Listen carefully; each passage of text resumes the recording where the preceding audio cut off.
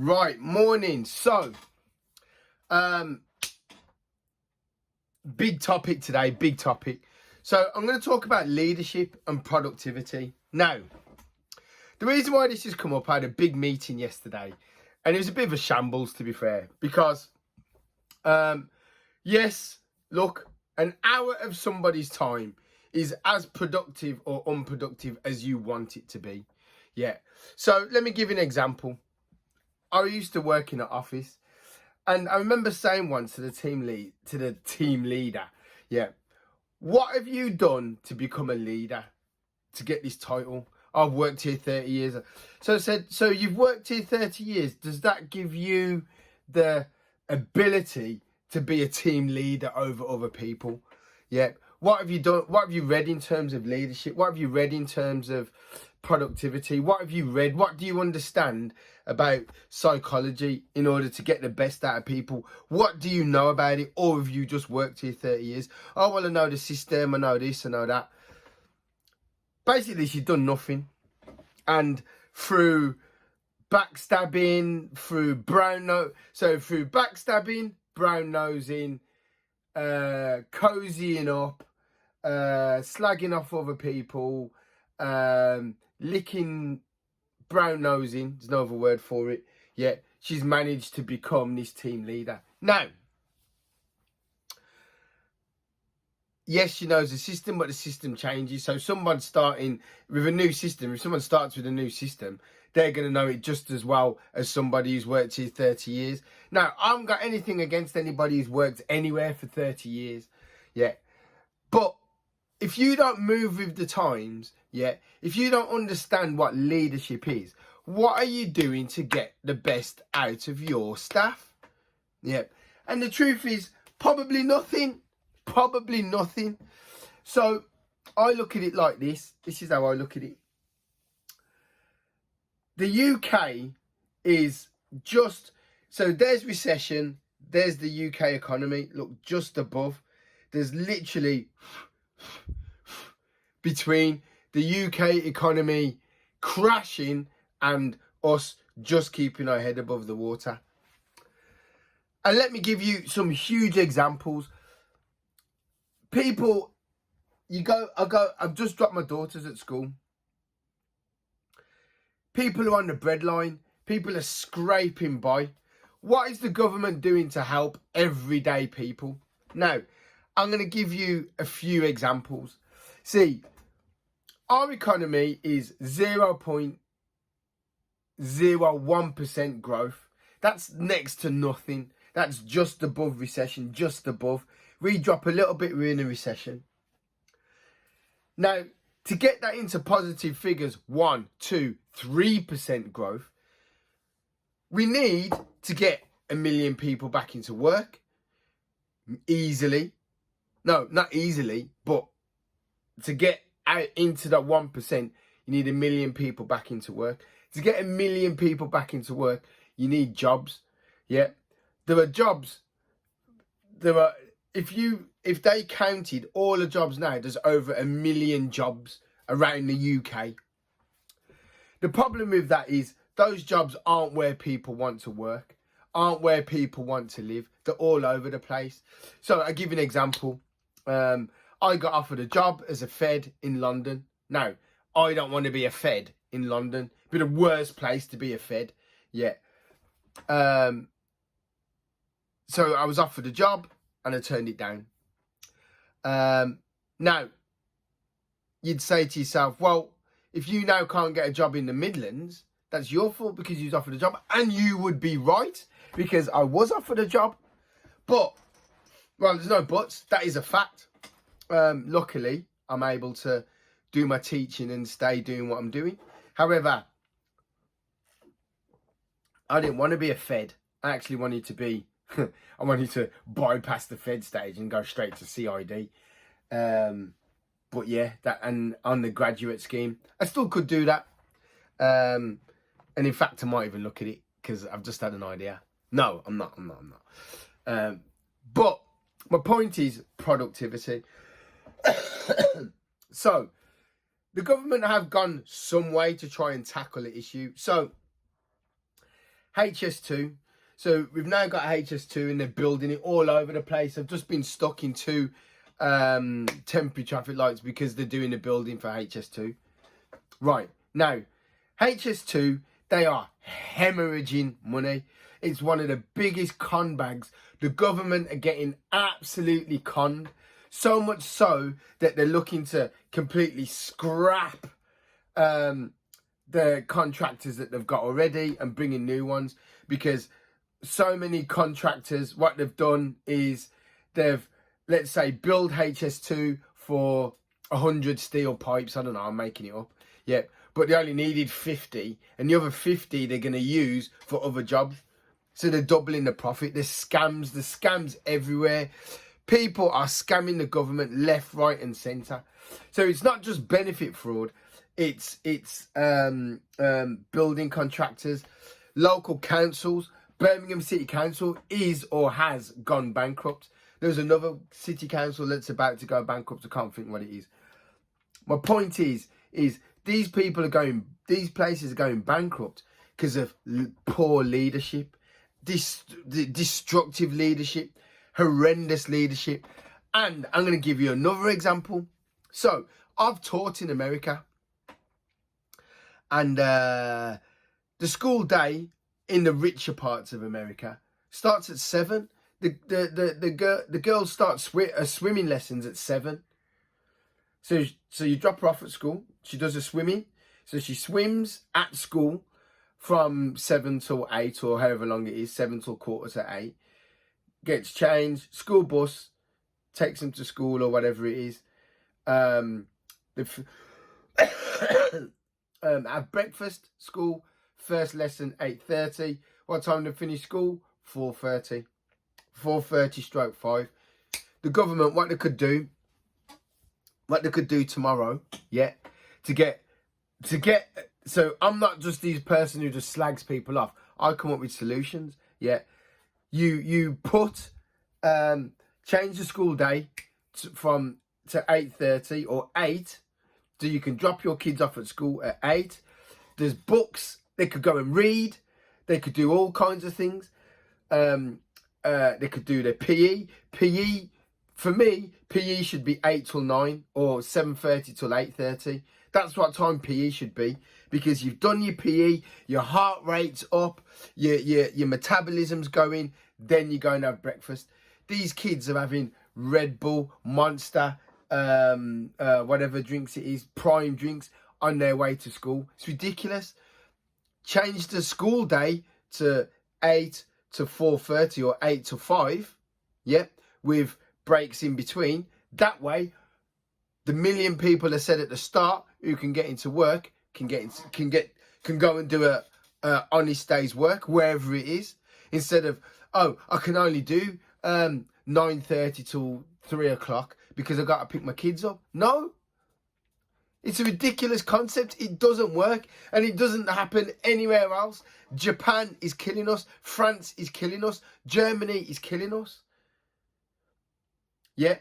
I was watching something the other day. They were saying, should we pay grandmas and grandparents for childcare? What are you talking about? It's the family unit. So, yes, we live in a society now where we don't really care for our grandparents. Some people do, some people don't. In the year where my great grandma just had her 100th birthday the other day and got a letter off the King and Queen. You got to look after your grandparents. So if they're going to spend their time picking your kids up from school, then you look after them as well when it comes to time to look after them. Yeah. I just don't get it. I don't understand the psychology of people. So my point is it's not up to anybody else to look after your kids. We got to look after our own kids. It cost me a fortune to put my daughter into nursery. She's in there now till 5:30 when we finish our day's work. Does this make sense? So why is it that at nursery, nursery is 7:30 till 6, but school is 8:45 till 3:05. How does that work? How do you go from nursery full-time to school part-time? Yeah.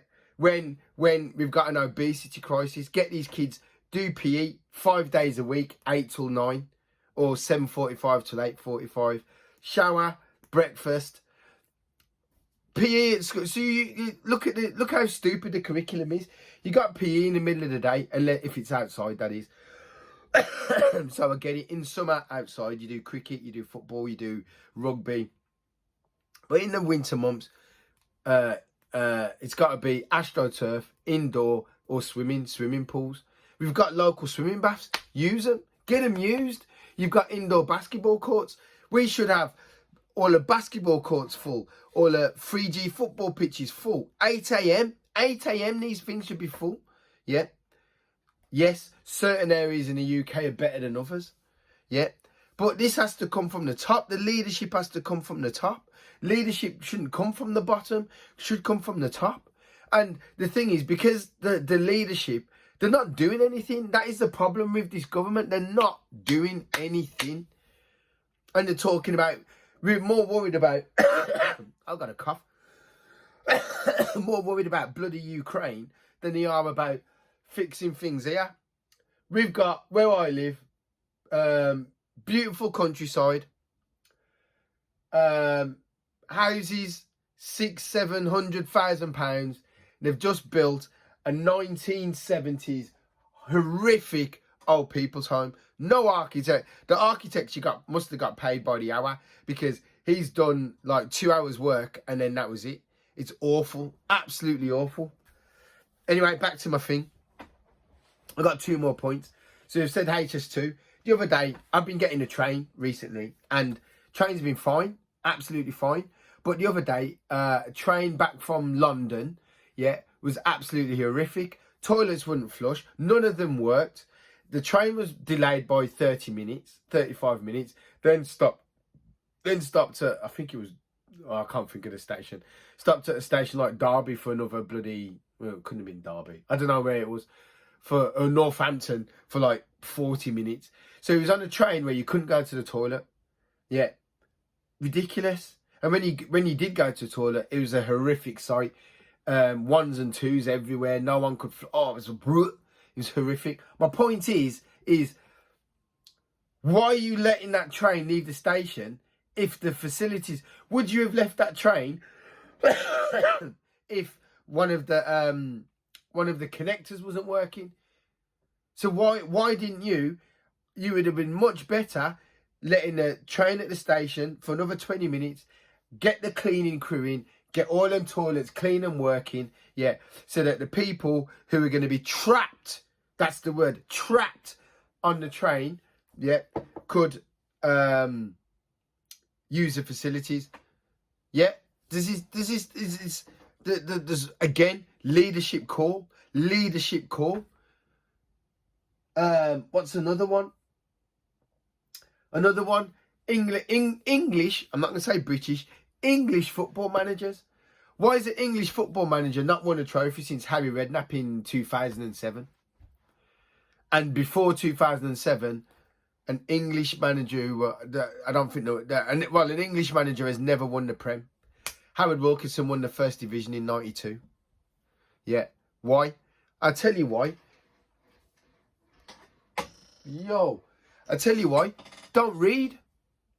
We don't read. We go by, oh, well, I know this. Yep, I've been in football for 30 years. You don't read, so you don't know. Because you don't read. Look at all this.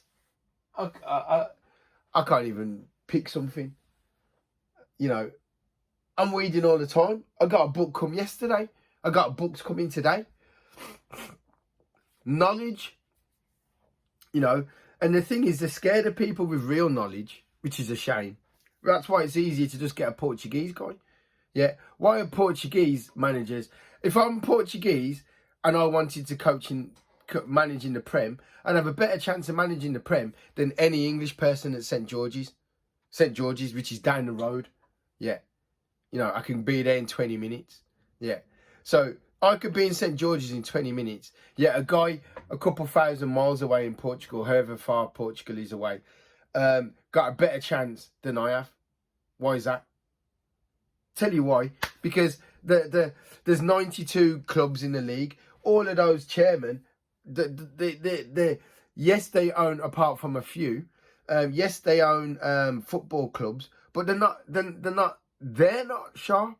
They don't understand what it takes to achieve. That's why my next book is The Price of Winning is Different to the Price of Taking Part. Yeah, again, leadership. Where does leadership come from? Yeah, leadership's got to come from within, but not only from within, it's got to come from the ability to make big decisions, not just stupid decisions. Not go back to the woman who worked in the office who became the team leader through brown nosing. Not just brown nosing, not licking, not sticking, not grassing people up, not false narratives. Out for delivery. Yo, I'm gonna get that today. Wicked. Right. So just to bring it all back together, out for delivery. Yo, today's gonna be a good day of videos. So bringing it all together, leadership. We need strong leadership. And I'm not going to jump on the Trump train, but what I am going to say is what Trump is doing is absolutely fantastic, because he's, rightly or wrongly, he's showing leadership. And that's what people need. Yeah, Keir Starmer tried it with the old people winter tax.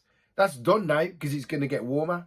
So now that it's done, and it's going to get warmer, no one's going to worry about that. You don't need to worry about that for another month. So now he's talking about getting tough with Ukraine, sending troops out to Ukraine. If he does, great. We need 100,000 people less. So send 100,000 people out there. Collateral damage. That's what their mindset is, not mine. That's what their mindset is. I wouldn't send a single soldier. Not a single soldier. And I'll tell you why. Because we've got our own war here. We've got our own war here. And when we've got our own war here, we need to fight that war here. Why is, we've got an army. Why, look, you know, we've got territories around the world. We've got problems around the world. Listen, why are we not in our African colonies building housing, building infrastructure? Why is Blackburn falling apart? Why are grooming gangs able to groom over 50 young girls and go unnoticed for so long? We've got our own wars here. Yeah, we've got a housing crisis. If we've got a housing crisis, you've got to be tough. I watched a video the other day, and if you look at my TikTok, I posted it, and then TikTok took the video down. There was a woman who's behind in her rent arrears, £1,000 behind in her rent arrears. She got kids. She can't afford to put gas in the thing. The house is destroyed because she's got a parrot. There's parrot doo-doo everywhere. She's walking around in the slippers. The garden's smashed in. All of this type of stuff. Evict her. And this is what I'm saying. Evict her. Put the kids into care. Yeah. There's a system. There's a care system. Yeah. Put the kids into care. Evict the mom. Give her 6 months to a year to get herself cleaned up. Get herself off the fags and the booze. Get herself clean. Get herself a job. Get a CV done. Give herself some time away from her normal drudgery, yeah, to build her life. Then she gets her kids back. Where's the leadership? Where's the strength? Where's the ownership? And instead, the geezer gave her 20 quid to put some gas in, which is great. But the old saying, give a man a fish, he eats for a day. Teach him how to fish, he'll eat forever. That woman clearly cannot look after herself. She clearly cannot cater for herself and her children. Clearly cannot. So therefore, evict her, put her into a shelter, take the kids away from her, and the system, some people cannot help themselves. It's just impossible for them. However she got herself into that situation, it was her decisions that got herself into that situation. Therefore, she needs to pay for it. And the way the government can help is by turning the economy around, getting from 0.01% up into the 1, 2, 3%. Listen, like and subscribe, guys. Go to my YouTube channel. See you later. Bye.